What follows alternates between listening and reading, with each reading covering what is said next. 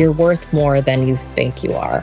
And it doesn't have to be this way. Consulting actually doesn't have to be in the abundance or scarcity cycles. You can actually live in a place where things feel a little more consistent and constant. Welcome to Smart Gets Paid with me, Leah Niederthal. I help women run more profitable consulting businesses, getting more of the clients you want and getting paid way more for your work without sacrificing your time. But I've never been a salesperson. My background is in corporate marketing, and when I started my own consulting business, I learned pretty quickly that it's about 1,000 times harder to sell your own stuff than it is to sell someone else's. So I taught myself how to do it, I turned it into a methodology, and now I teach that proven methodology to my clients. So whether your consulting contracts are $10,000, $100,000, or more, if you want more clients you love, more work you love, and to get paid more than you ever thought possible, then you're in the right place. Let's do it together. Thanks for tuning in, and don't forget to rate, review, and share. Hey there, Leah here, and thanks for tuning in. I hope wherever you're listening to this, wherever you are right now, I hope you're having a great week, making some good progress in your business, and taking some time for you. So if you're running a consulting business, you've probably heard of the feast or famine cycle. All right, feast or famine, right? It's where you can find yourself in two completely opposite places. Either having a lot of work and a lot of revenue, but working way too much. That's the feast side, where it feels like you're slammed.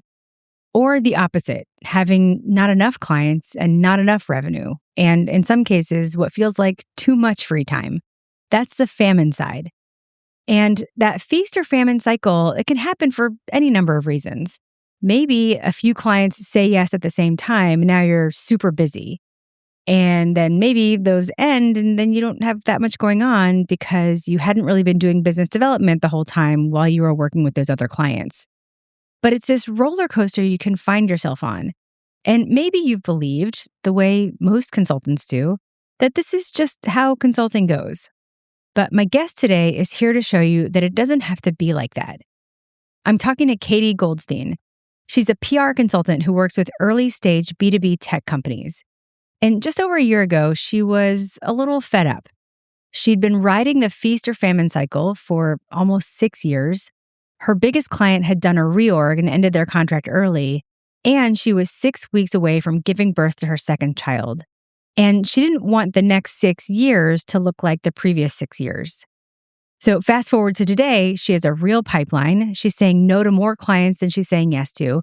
And she's not scared of leaving a client anymore because she expects it now. I mean, in this economy especially, that's kind of how things go.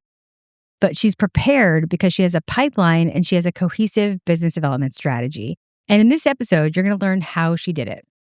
So you're going to hear why Katy stopped believing in anchor clients. You're going to hear why feast or famine in consulting can be sneakier than most people realize. You're going to hear how she partnered with another Academy member on bigger deals and what that did to her win rate.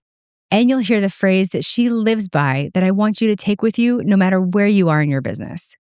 So take a listen to my conversation with Katy Goldstein. And at the end, I'll come back and share a lesson that you can apply to your business. And then hopefully someday soon, you'll partner with us to help you build your consulting business and you'll come back on the podcast and share your story. Enjoy. Katy, thank you for being here. Thanks so much for having me. I'm so excited for this. Why don't we begin at the beginning and tell the good people who you are and what you do? Sure. My name is Katy Goldstein. I am a PR consultant. I work primarily with early stage B2B tech companies and helping them become more visible to the customers, investors, and key talent that they care about. I love it. And then how long have you been running your business? Almost 6 years. I'm actually approaching my 6-year anniversary in a couple weeks. Ooh, happy early anniversary. Yes, thank you. Thank you. It's been a journey, but an awesome one. Yeah. What were you doing before this? I had worked at a series of different PR agencies. And, in that work, I, worked at the earliest stage of startups all the way up to publicly traded companies. And I kind of witnessed every growth stage permutation in between that.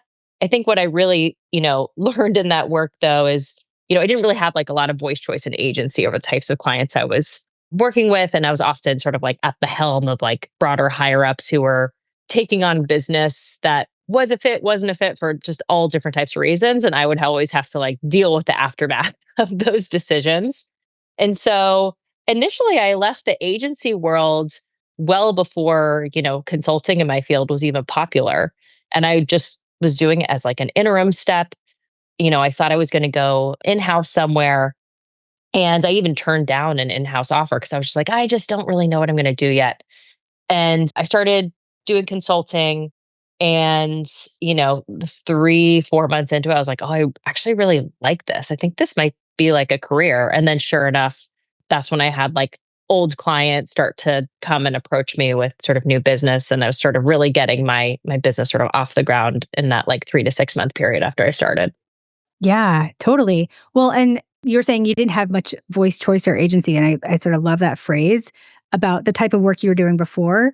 And I think that also is so just indicative of like like starting your career in PR, which is like not really known for, I don't know, treating its people that great in those first years.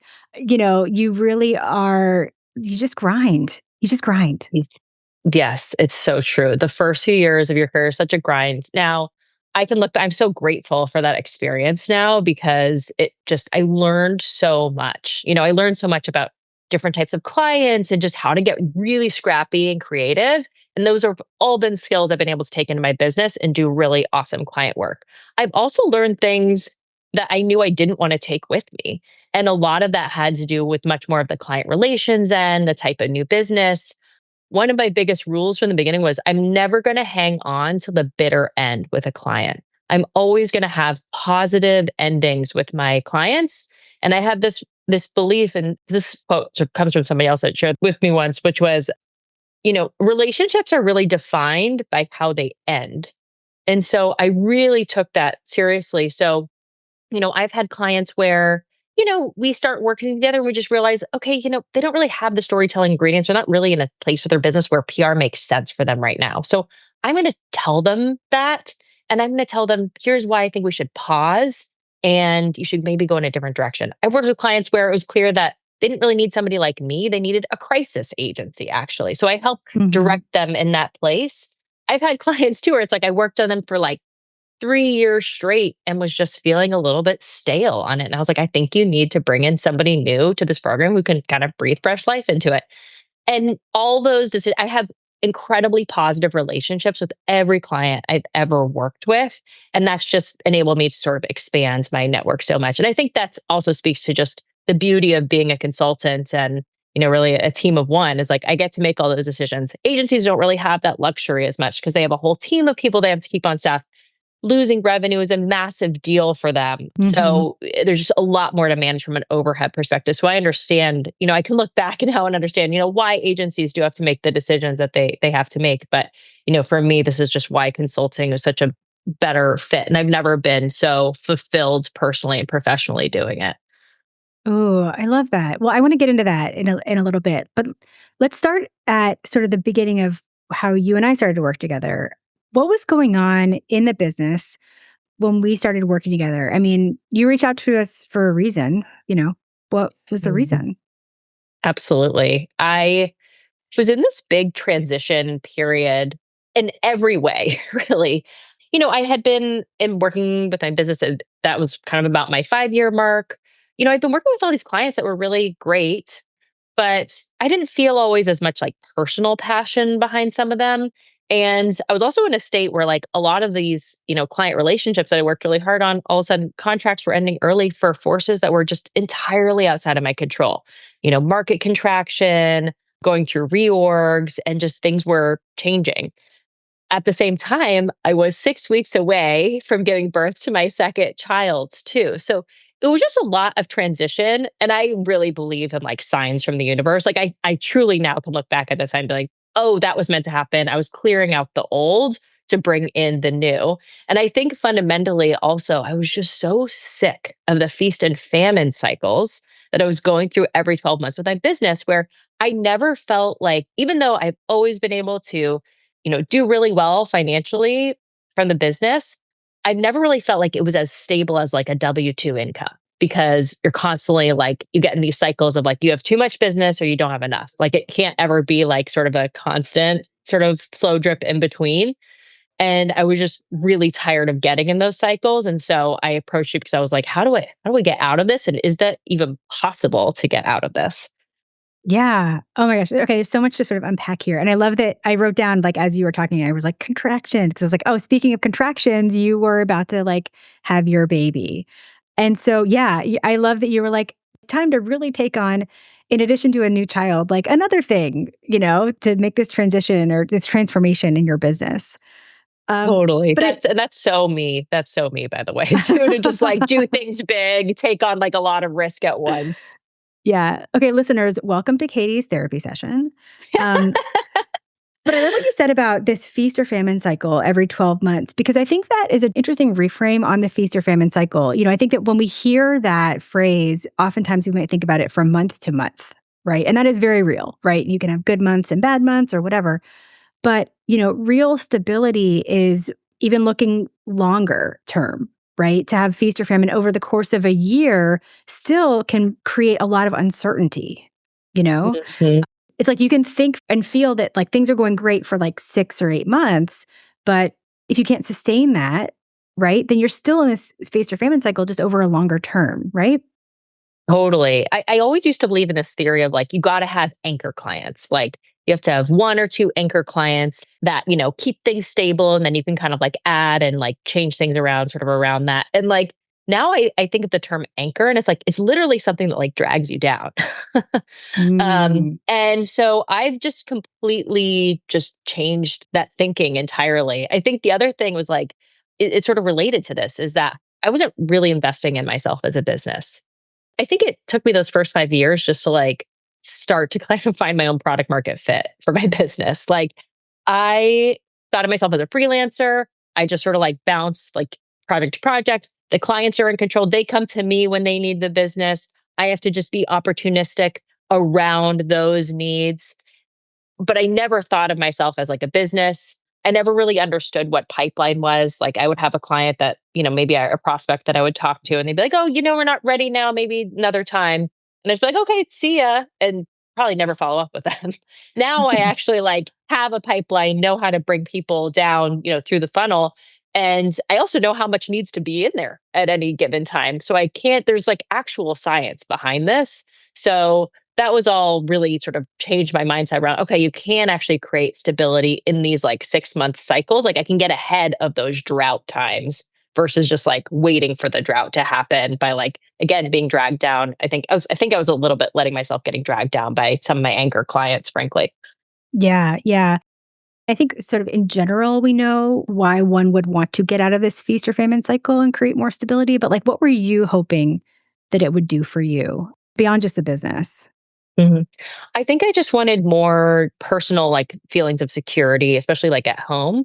So my husband has always been, a W-2 employee, and we lean on him for health insurance for our family and things like that. But for me, it was always like, I was always able to make good money, but it always felt fickle. Like, I was like, oh, well, like any of these clients could like drop down, in a hole like any given day, or like what happened to me last year. Like, one of my biggest client could just decide they're doing a massive reorg, across the entire organization. And I'm just sort of like at the whim of that. I always felt just at the whim of my client. So I think at home, just like knowing like my income was like really felt really stable versus being anything that was kind of fickle was just really important to me. And I think in the last 12 months, I've really seen that change. Yeah, yeah. Well, let's get into that. Bring us up to speed and then let's talk about what helped you get there. Sure. Well, I think the biggest change is I'm saying no more often clients than I'm saying yes. And that's an incredible thing, actually. It's a very privileged position to be in. For one, it's certainly because I have some really awesome clients right now where like I'm not in a position where I need to take on more business. I just want to take on more of the really awesome clients that are just going to help grow my business. I think the other thing about that is I become so dialed in on my ICP, like I couldn't look back. Like, I've even been approached by clients that would have been so awesome, a year ago, and I would have said yes without hesitation. And I've been saying no to those types of clients because they just don't work for me anymore. So I've gotten very, very clear on my ICP. And that's sort of criteria has gotten more specific over time. I think I started with just like, oh, founder led early stage B2B businesses. And then it was like, yes, that. And I really want them to have strong, connection to the current media market. And I want them to have clear validators around them to, tell their story to the press. And so as I've been bringing more of those in, I think, sometimes saying no to the clients that aren't the right fit has allowed me to say yes to the ones that really are. And it's, taken me in directions I honestly would have only dreamed of before I started this program. So that's a big change for me. I think the other change is just I actually have a pipeline now. I have a pipeline. I know how to bring people down it. My whole goal of like making this feel like a more secure place of income for our family has totally transformed. And there's a million other things I can speak to about just like the changes that I've seen, but maybe I'll just start there. Yeah. Well, those are some really big ones. I'm already thinking of like little threads we can pull here, but knowing how to build a pipeline, manage a pipeline, right, is the first step towards that stability, right? And getting out of that feast or famine cycle so that you're not just like sitting there sort of on the back foot when these droughts might have happened before, right? But I Mhm. also think there's such an important connection to what you said at the beginning about like saying no, right? Like being able to Yeah. say no. It's not just that you are saying no, it's that you're able to say no, right? Because like being able to say no in our work, at least, is like a lagging indicator for a lot of other good things. You know, Mm, it's one thing to be like, say no to clients that don't work or whatever. But if you have nothing else going on, you don't have the luxury of doing that. If you mhm, aren't busy with clients, if you aren't covering and exceeding your expenses and making real money, right? You can't say no. If you don't have anything in your pipeline and you don't know how to get more in your pipeline, you can't say no, right? So it really is this mhm. like, it's a lagging, really, really positive indicator. And I don't know, what does it feel like? Because I know that we've had some conversations in, our community about sometimes that you were considering saying no and wasn't sure what to do or whatever. But like, what does it feel like to actually just say no? It's pretty empowering, I have to say. And the more I say no, the easier it becomes to say yes when it's the right things. And I think, like, more than anything, I just feel like I'm like heart, mind, and soul like aligned in my business. Like I'm validating myself on a deep personal level every time I say no to something that's not really my ICP. And I open the doors for the things that are. Right now I'm in a position where, I can more easily do that. Even just 6 months ago, there were times when I was approached by things that like, ooh, would have been great again, in that like year period before, but weren't quite the right fit. But I was also still waiting to hear back from a couple ones that like I wasn't 100% sure about yet. So it did involve like a little bit of risk in there, but I believe that you get back what you put out into the universe. And I think ultimately just like being super, super focused on my ICP has just enabled me to be down this path that makes me feel super empowered at the end of the day. Yeah. There's a phrase that I learned from another business owner colleague of mine. She said, the universe cooperates with a made up mind. Hmm. And in our work, we're more about like systems and whatever. And it's not like manifest your own clients, right? But I do believe that there is some truth to that, Yeah. and saying no to the wrong clients or even the wrong right now that you know more Mhm. and have, a clearer idea of who's best for you, saying no to those is saying yes to, I guess, the universe. Right. And so I don't Totally. know, this phrase, like the universe cooperates with a made up mind, like always sticks with me. And I think it's very relevant here. Totally. And I equate so much of like the client prospecting process is like it's a little like dating, right? And so I used to put a lot of my like when I would find a client that seemed like really awesome work, and I put sort of all my eggs in that basket, like, oh, I submitted a proposal, like for sure, they're gonna get back to me and say yes. But I don't know why I would just sort of like assume that or sort of maybe hope for that outcome. But like now I just live by the like not waiting around for him to call theory. Like Yes. like if I've like submitted the proposal and I've done the work and I did like it's in the pipeline, but it's done. And now it's time to figure, okay, like what else am I gonna go look at to keep filling, this pipeline because you can't put all your eggs in one basket and you can't wait around for him to call. That's right. We know that's right. What else is different right now from when you started? I'm so fundamentally excited about what I'm doing. I mean, I'm working on clients that, I could have only dreamed of.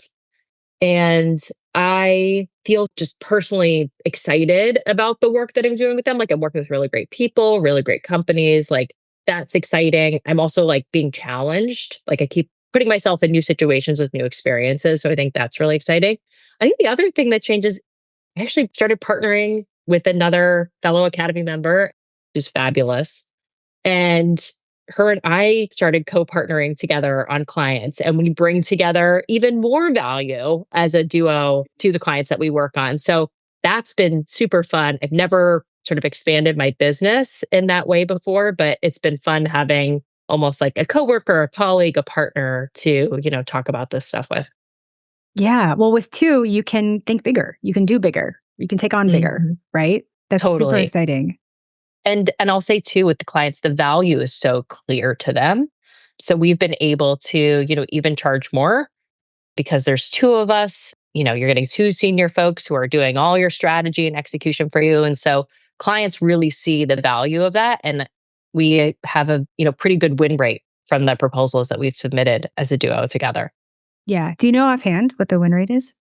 It was 100% for a while. I'm not even lying. It was 100% for a while. I think it maybe is closer to like 80%, but it's pretty high. We've, Yeah. we've found a lot of success with that. That's great. The more swings you take, you're not going to hit a home run every time, right? So, Yeah, you know, but still, that's really incredible. totally.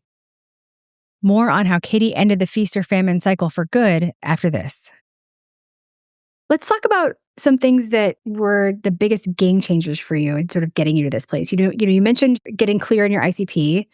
What else made the biggest difference for you that you learned? I would say it's like value based everything.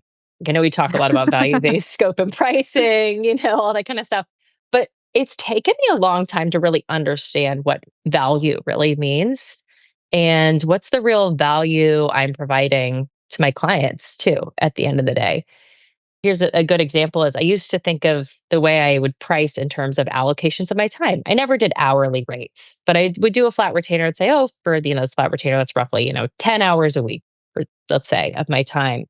And very quickly realized like my clients truly do not care if I deliver something. And it took me 10 minutes or 10 hours to deliver something. They just want a high quality product at the end of the day. And I need to think about what's the value that I'm actually really delivering to them. How does it take work off their plate what I'm doing? How does it, enable them to focus on, more strategic initiatives within their organization?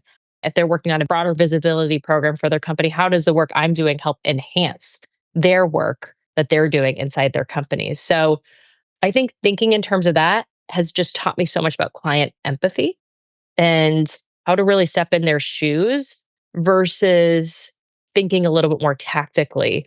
You know, in PR work, somebody might understand what an op-ed is, but they're not necessarily going to understand the value of it. So me saying I'll write op-eds for you doesn't really mean anything to them.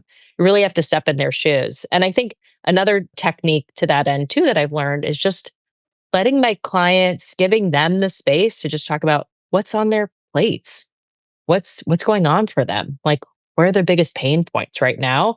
It's almost like you can see a exhale moment for them where it's like nobody's asked them that question, and they're just excited that they can talk to somebody who kind of is actually seeking to understand them a little bit better.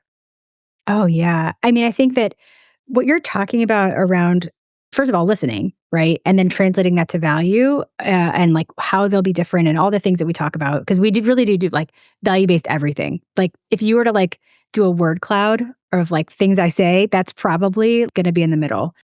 But it is kind of like a different way of listening, probably from how you had to do it like at the agency. It was like you said, a lot more tactical, sort of translating it into like, okay, here's what we'll do for you. But sort of translating that to like, okay, here's what it means for you, and here's how I can provide value, and here's what that value is. Does that, I don't know if that's making sense. Does that track? It totally tracks. Yes, it totally tracks. 'Cause I think it's so easy to get in like the tactical mindset about, like the work in and of itself, what that's going to look like when we work together. I'm going to go pitch media. What does it really mean to pitch media? So just thinking a little more about my clients. And I'll say too that it's not just in the prospect conversations that this is happening. This is happening like when I'm actively doing the work with clients and helping understand what is the value to them and also what are like what's on their mind, what are the problems that they're looking to solve. and leading them through that process. I've always been good at leading clients when I'm actually working with them, but understanding how to like lead them through the sales process too has been sort of a part of that work too, because ultimately that's what they want. They want to be led. Otherwise, you're just putting too much work on their plates. Yeah. Can you speak to that a bit? Because we talk a lot about that in the academy in our work together, leading the client. But for listeners, like, how would they understand that? And what are, can you think of some examples of that? Sure. Everything from backpack. And we talk about, to make sure that you always have your next call scheduled, when you end a conversation, just helping make it really clear just for them in the prospecting process, just what the next steps are in the conversation. So, in that sort of initial conversation I have with clients, assuming it's a fit, I almost always offer after that to, send a proposal so they get a better sense. And then when I send that proposal, I say, let's plan to schedule our next call so we can actually review that together. I'm putting more steps into the process because before, frankly, it was just like, here's a proposal, just put it out into the ether and like keep my fingers crossed that something would come back. But the reality is, clients need follow up. They want to know how to manage you, how to talk to you. And so just understanding, what the process looked like better on their end, who the key decision makers were, and then me creating my own process kind of in parallel to them so they know you're already scheduling the call for them. It's easy for them. They don't have to worry about that. It's just really helpful in bringing them down the funnel ultimately. Yeah, no, and you're totally right about clients do need to be led. And I think that's not a posture that when you start your business, you're naturally in. You think like the client's in charge of this process, but the client's also in charge of 800 other things and they're not going to be in charge of this process, right? And so you really do have to like lead them. And some of the things that you're saying here are just spot on. It's interesting that you've put more steps in because I think a lot of people would think if she's, getting more clients or, landing more deals or whatever, like it must be shorter or faster or easier or whatever. And it likely is. But talk to me about having more steps, not less. Totally. Well, just remember that when I started this program, like there was no sales process for me. It was like have a conversation, submit a proposal, hope for the best, right? So now that's changed. Now I actually have a process and I base that process based on sort of what I'm hearing from the clients and, decision makers internally. I think also, frankly, I learned I need more steps personally to just really make sure it's a good fit. It's really hard in the initial 30-minute conversation to really understand what are we working with entirely here. So if there is an opportunity, this is certainly not required, but if there is an opportunity to speak to the main principal that's going to be the main spokesperson here before we decide to work together, I am going to leap at that opportunity because it's just going to reveal so much to me about, is this the right fit? Is this the right time? So we can just all move together forward on the same page ultimately. So it's not about adding more friction in the process. It's just about adding more clarity. I think that's a good reframe. And I think you're right. The big mindset shift here is that you're both sort of making sure you're a fit for each other, right? Hmm. This comes up a lot, with a lot of my clients because you might get an inquiry or whatever. You're so excited. You're like, great, we're doing this or whatever. And you don't have an opportunity because there's no step involved to talk to anybody else, right? Like one of my clients used to get inquiries from like their nonprofit and like they'd get inquiries from the ED, but they didn't realize until they almost were about to sign the contract that like the board was not involved or vice versa, And so now they built into their process, like it's important for us to talk to the whatever party is not present, right? To make sure that we can be successful here, Hmm. And so Hmm. when you think about like saying no to the wrong opportunities or saying yes to the right opportunities, getting a better understanding, I'm guessing, of like what a right opportunity really feels like. Hmm. Yeah, I think that's exactly spot on. And just having, I think, more of those conversations when it makes sense in the process, I think just, again, like I said, just brings so much clarity. Yeah. What else do you think has made the biggest difference for you from what you've learned? Well, I was doing no marketing before. Like, I actually loathed the idea of posting on LinkedIn. Like, if everybody's doing something, like, immediately I don't want to do it. I know so many people have that type of reaction, but Yeah, I I mean, just, there's a reason. There's a reason I've never read Harry Potter because whenever Harry Potter came out, everyone was reading Harry Potter, and I was like, "Ugh, I don't. Everyone's doing this. I'm not doing it. So I validate what you're talking about. exactly. And so I realized that marketing my business, if I'm treating this like a real business, I need to market myself. And so I started posting on LinkedIn. And at first I was starting to, focus a little more on the framework of like, what are my clients' problems and, how can I solve them? And then I was like, I need to kind of do away with that framework because it's almost making me not want to post. And I had to just start posting like, what are my own just takes that I'm having? What are my own hot takes about, PR and, the tech industry writ large? And so I just started posting that, and I noticed I was getting so much more feedback in a positive way from folks. And I would have a lot of folks in my network that would never even engage with my post, but they're like, oh, I see you're posting on LinkedIn. There are a lot of lurkers out there. That is you talk about that a lot, and that is so true. And what I've seen is that the posting on LinkedIn, it has helped, yes, with some like getting some leads into my funnel that were just sort of way, way outside of my network, but it's actually almost like killing multiple birds with one stone because it's kind of a shoulder tapping effect. It's kind of just keeping me relevant to my own network, which is a lot of PR folks. And most of my business comes in through referrals. So I'm noticing that the posting is keeping me more top of mind for folks. So that has been, really effective. And I don't think I've even really seen the full results of it because I'm still growing my profile and getting better at getting myself to post and things like that. But that's definitely been a big game changer, just realizing, oh, I have to market myself. Yes, you have to market yourself. And I think what you've just shared is that you have something to say, which Yeah. again, coming from the agency space is like nobody cares what a junior mid-level, agency person really has to say. But you have something to say. It's interesting because I'm having more of these conversations around like showing up on LinkedIn and, really getting visible and who that brings to you. And it's almost like I'm getting most of my clients from referrals. This is me doing air quotes, right? I'm getting most of my clients through referrals. So I need to start marketing to get other clients not through referrals and seeing those as like mutually exclusive. But one major goal of marketing is to get referrals from people in your world, right? Who may not otherwise remember you at that moment or know, you know what I'm saying? Like, because you're not top of mind. And of course, it's also, part of our system is to sort of expand that circle. Don't want to get into the weeds here, but like, there are other things we do here. I talked to somebody who's like, I've been sending my newsletter and it's taking a long time or whatever every 2 weeks.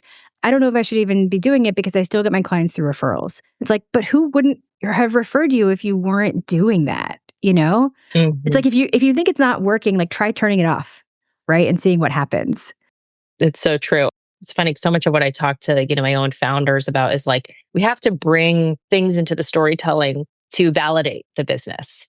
And I think of these things of newsletters, posting on LinkedIn, like these are really important credibility markers and validators to show that you are really legit. You do know what you're talking about and you have a differentiated strategic point of view that people care about. And by the way, just showing that you're putting in the effort to doing something like a newsletter is also just goes a long way in people's minds, I think more than we realize, about just the effort you might put in for them someday. So I think you said a while back, or maybe it was during this module of like, this is slow release. This is not fast acting. And I think that that's incredibly true. And I think it just takes a long time of, getting that content out there to where you really start to see where the results come back and also where your voice is resonating the most. Yeah, yeah. And for everybody, what you just mentioned, the slow release and fast acting is like I say it, all the time. It's like, I think of marketing as like it's kind of like medicine, right? It's some medicine is fast acting, some medicine is slow release, and some marketing is fast acting, and some marketing is slow release. And knowing the difference between those shows you what you need to do to make whatever happen that you need, right? So like, for example, if you needed to make things happen quickly, you wouldn't pitch yourself to conferences. That's a very like slow release technique, right? LinkedIn is somewhere in the middle. Usually you bring some people out of the woodwork and then you're planting seeds for clients and referrals and visibility over time. But it's a very helpful mechanic, as you think about where to focus your time. Yes. Yeah, that's entirely true. And it's just, I think there's also just something effective in the exercise of doing it that just helps hone your own voice and how you shape things and even talk to clients to do things more in their language. I'll also say too, it's hard. Like sometimes it's also just hard. Like the LinkedIn algorithm like constantly changing. Like you don't know what's going to play up well. Like I've been shocked by the posts that I have done incredibly well, and also shocked by the ones that I thought were incredibly awesome or controversial and didn't do that well. So the importance is just, I think, consistency. And I heard somebody once describe it as like running. When you're training for a marathon, you don't start by running a marathon distance. You start by, running 3 miles, and then you run 5 miles, and you keep building from there. And I think that's a little bit of what, LinkedIn is just like you got to create the habit of doing it. Absolutely. Absolutely. And when you get into the habit, then how any one post does or doesn't do isn't a make or break. It's like if you post once a year, that post has to do really well, you know? But Mhm. if you post 3 times a week, whatever, there's always next week, you know? Totally. And the Totally. It's like cumulative, pipeline. it is like pipeline. And the cumulative effect of those 3 posts is probably better than if you had waited for the algorithm to take off or whatever. Yep, exactly. All right. Katie, fill in the blank for me. I almost didn't work with you because. Because I wanted to make sure like it was legit. There's a lot of snake oil salesmen out there when it comes to like business coaches that claim they're going to get you clients and do all this stuff for your business. And like, there's a lot of people out there that are not really legit in doing that, or they're giving you outcomes that frankly aren't even realistic. And I very quickly realized this program was very legit, very much about the process and about partnership too. You were giving me tools, but then it was on me to have to use them. And I think I've also been given just a ton of tools through the process. Yeah. Ugh, I could go on and on about the industry. I don't think the industry has really earned a great reputation. So it is important to sort of, I hate to use this phrase because I feel like it's so co opted, but like do your own research, and Mhm. really make sure it feels good. I'm glad it did for you. Yep. Katie, what would you say to someone who's in the position that you were, back then, or on this feast or famine cycle? What advice would you give her? If I were to give myself advice, I would say you're worth more than you think you are. And it doesn't have to be this way. Consulting actually doesn't have to be in the abundance or scarcity cycles. You can actually live in a place where things feel a little more consistent and constant. It's just a matter of applying the strategy in your business. Just like you invest in your clients, you can invest in yourself as a business and it will pay dividends. Yeah. And in terms of it doesn't have to be this way, I think a lot of people don't know that it can be some other way. Because I think probably our model of working before wasn't great. But if it doesn't have to be this way, say more about what it could be or really what it is for you.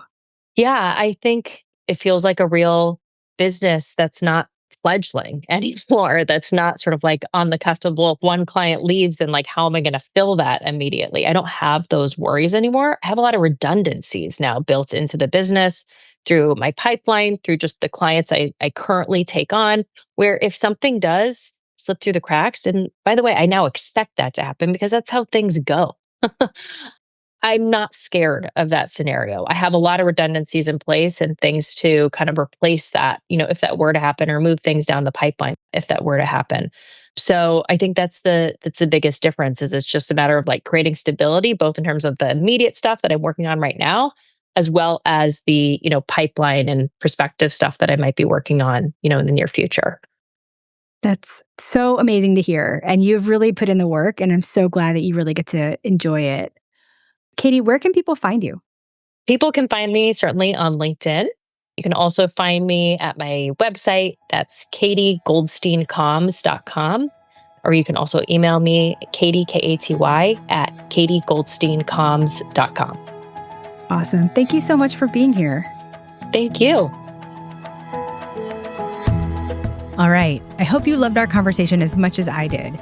And if something Katie said spoke to you, I hope you'll reach out and let her know. And if you're so inclined, I'd love for you to take your biggest takeaway and post about it on LinkedIn and tag Katie and me. There's nothing I love more than seeing that you're taking what you hear on the podcast and really integrating it. And I'd love to give you a signal boost on LinkedIn. So I always like to pull out one lesson that you can apply to your business. And there's a lot we could land on here. But the thing I want you to take away is that the feast or famine cycle in consulting can be sneakier than the version that a lot of entrepreneurs and business coaches talk about. Because when most of us hear feast or famine, we picture it month to month. There's like the slammed month and then the dead quiet month. But in consulting, the cycle can run on a much longer clock. 6 months of feast and then 6 months of famine. Or you could have a great year and then the next year's quieter than you expected, and you're sort of wondering when it's going to turn around. And while you're in the feast part, everything can feel fine. Yeah, you're really busy, but you can feel like things are stable. And you can even feel like you've got it all figured out until things slow down. And then you realize that you've been in a feast that was hiding a famine the whole time. And so whether the cycle you're in runs month to month or stretches out over a year, breaking it works the same way. You build the systems upstream of it. And one of the clearest signals that those systems are actually working is that you can finally say no to clients that aren't the right fit. Because like I said, saying no is a lagging indicator of a profitable business across all three of our profitability dimensions: financial, professional, and emotional. Because when you can say no, it means everything upstream is working. It means, the pipeline is full enough. The marketing is humming. You don't need that next client to come in the door just to keep the lights on. And listen, saying no to clients isn't something you can just flip a switch and do. Some business gurus will tell you to just say no, girl boss, or, whatever, but that's fiction. You can't just say no because you want to or because a guru told you to on Instagram. You can say no when you have the upstream systems dialed in, a marketing system to get clients coming to you on purpose, and a sales system to help them say yes. And I want to leave you with the phrase that Katy gave us, the one that she now lives by. She said, "I just live by the, quote, not waiting around for him to call theory." I love that. There are so many dating parallels in business development. And for Katy, it means that once she's submitted a proposal and, she's doing work, she doesn't just sit there refreshing her inbox. She does actual business development to create the next opportunity to fill your pipeline. Because you can't put all your eggs in one basket and you can't wait around for him or her to call. So here's what I want you to do this week. If you're sitting there thinking, I should be saying no more, don't just go out and try to say no to a client this week. Work on what's upstream of that no instead. Pick the smallest gap in your business and just go close it. Reach out to 3 people with a shoulder tap email. Post one thing on LinkedIn. Send one follow-up to that prospect that you let drop last month. Do one thing that's a step towards the systems being dialed in. Because that's the work that puts you in a position to be able to say no. All right? Thanks so much for listening, and I'll see you next time.